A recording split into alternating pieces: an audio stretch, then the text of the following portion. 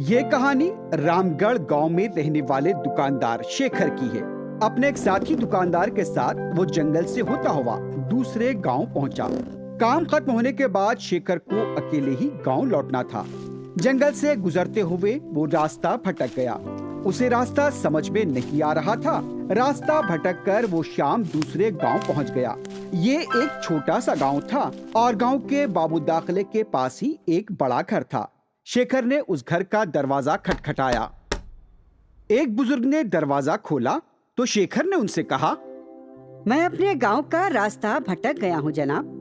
क्या मैं आज की रात आपके पास कयाम कर सकता हूं? बुजुर्ग ने उसे गौर से देखा और कहा, ये तो बताओ कि क्या तुम श्रीधर के बेटे हो? तुम्हारे गांव का नाम रामगढ़ है? शेखर ने कहा, जी हाँ बिल्कुल, मैं रामगढ़ का रहने वाला हूँ। मैं तुम्हारे वालिद का दोस्त हूँ। मेरी शादी के बाद मैं अपनी सास के घर इस गांव में रहने को आ गया। उन दिनों श्रीधर बिल्कुल तुम्हारी तरह नजर आता था। तुम्हें देखकर मुझे मेरा दोस्त श्रीधर याद आ गया। तुम सही वक्त पर आए हो। कल त्योहार है, तुम हमारे साथ त्योहार मनाकर घर चले जाना। ये कहकर बुजुर्ग बड़ी शफकत और प्यार से उसे घर के अंदर ले गए। देखो, मेरे बचपन के दोस्त का बेटा आया है। फिर शेखर ने नहाया और खाना खाया। वो लंबे सफर से थक गया था। उससे बहुत नींद आ रही थी। वो उस कमरे में गया जहां उसके सोने का इंतजाम किया गया था। लेटते ही उसे नींद लग गई, लेकिन आधी रात को उसने कुछ आवाजें सुनी। शेखर को महसूस हुआ कि इस घर में कई लोग हैं जो इधर उधर टहल रहे हैं। ये महसूस करते हुए शेखर कमरे से बाहर आ गया।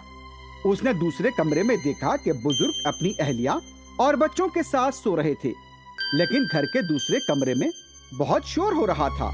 कुछ लोग घर में सफाई कर रहे थे। एक आदमी कहीं से एक थैला लेकर आ रहा था। एक कोने में दो खवातीन हमाकसाम के पकवान तैयार कर रही थी। शेखर उन तमाम के बीच से होकर गुजरा और कहा, तुम लोग कौन हो? इस तरह के इंतजामात किस लिए किए जा रहे हैं? लेकिन किसी ने उसे जवाब नहीं दिया और न ही उसकी बातों पर तवज्जो दी। वो लोग अपने काम में मसरूफ रहे।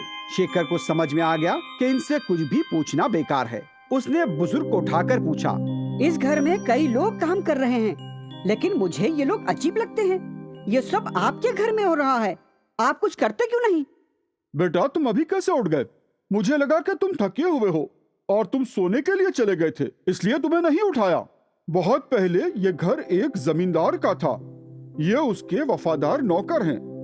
जमींदार दुनिया से रुखसत हो चुका है और ये लोग भी हकीकत में मर चुके हैं, लेकिन इस घर से इनका जज्बाती लगाव रिश्ता है।